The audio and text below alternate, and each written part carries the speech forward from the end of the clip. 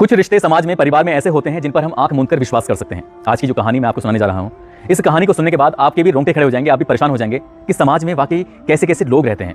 एक ऐसा रिश्ता जिस पर सबसे ज़्यादा विश्वास किया जा रहा था, उस रिश्ते ने ऐसा जख्म दिया जिस जख्म को कभी भी भुलाया नहीं जा सकता, उसको मिटाया नहीं जा सकता। एक ऐसी बीमारी वो जाते जाते देके चली गई जिससे क्या पूरी दुनिया में इसका कहीं भी इलाज संभव नहीं है।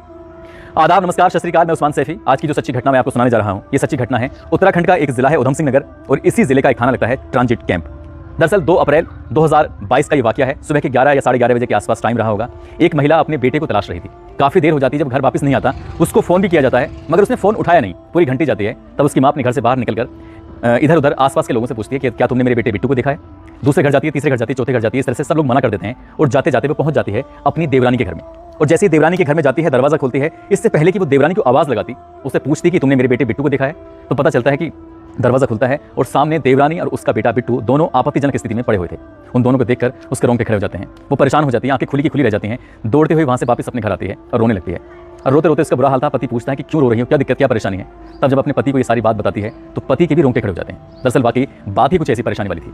पति और पत्नी अपने बेटे के आने का इंतजार कर रहे थे और अपने बेटे से पूछते हैं कि तुम आखिरकार इस अपनी चाची के साथ ऐसा क्यों कर रहे थे।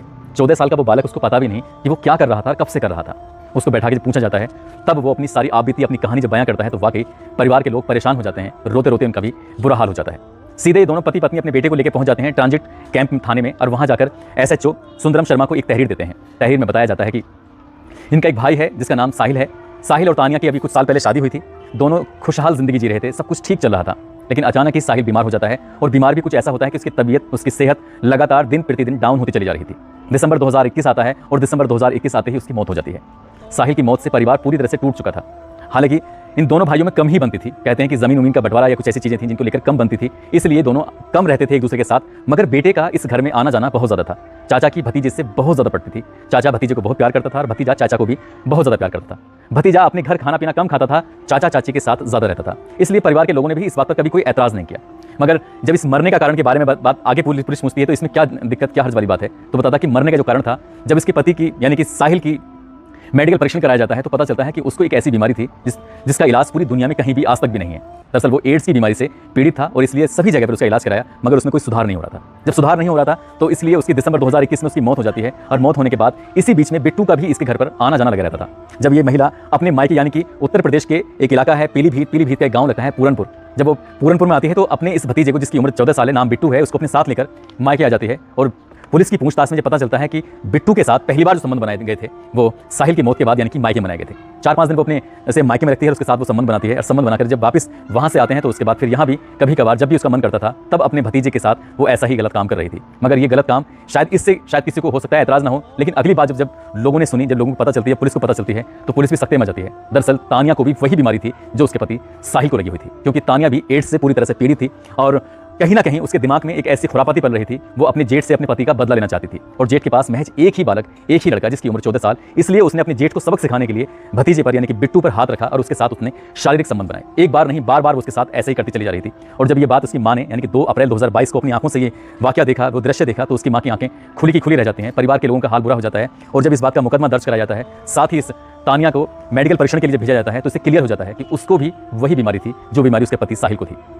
फिलहाल पुलिस ने इनके खिलाफ मुकदमा दर्ज कर लिया है। तानिया के खिलाफ वही बलात्कार की धाराओं में, और साथ ही उस पर पोस्को एक्ट की धाराएं लगाई गई हैं। उसको जेल भेज दिया गया है। और साथ ही जो उसका भतीजा है यानी कि बिट्टू, जिसकी उम्र 14 साल है, उसका भी मेडिकल परीक्षण कराया गया है। उसके मेडिकल परीक्षण की रिपोर्ट से ये क्लियर होता है कि उसमें जो सिम्टम्स हैं वो अभी पूरी तरह से विकसित नहीं हुए हैं, यानी कि उसके अंदर भी वही बीमारी आ चुकी है जो उसके पति के अंदर थी, वही बीमारी जो तानिया के अंदर थी, वही बीमारी अब बेटे बिट्टू के अंदर भी आ चुकी है। हालांकि उसकी स्थिति ऐसी नहीं है, लेकिन जब डॉक्टरों को ये रिपोर्ट दिखाई जाती है, डॉक्टर कहते हैं कि भले ही चाहे इसका असर अब कम हो, लेकिन हो सकता है कि 6 महीने के बाद इसका असर ज़्यादा बढ़ने लगे। यदि इसका असर बढ़ता है तो दवाइयाँ जो खिलाई जाएंगी, शायद उसे पूरी ज़िंदगी खाता रहेगा, तब भी शायद इसका असर कम नहीं होगा।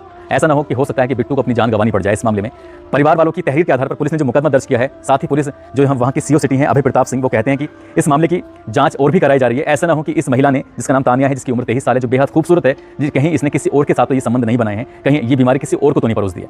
दोस्तों इस महिला ने अपने पति का यानी कि जो परिवार का आपस का जमीन को लेकर कभी ना कभी कोई झगड़ा होता रहता है बंटवारे को लेकर, इसका मतलब ये नहीं कि आप उससे बदला लेने के लिए इस हद तक गिर जाएंगे।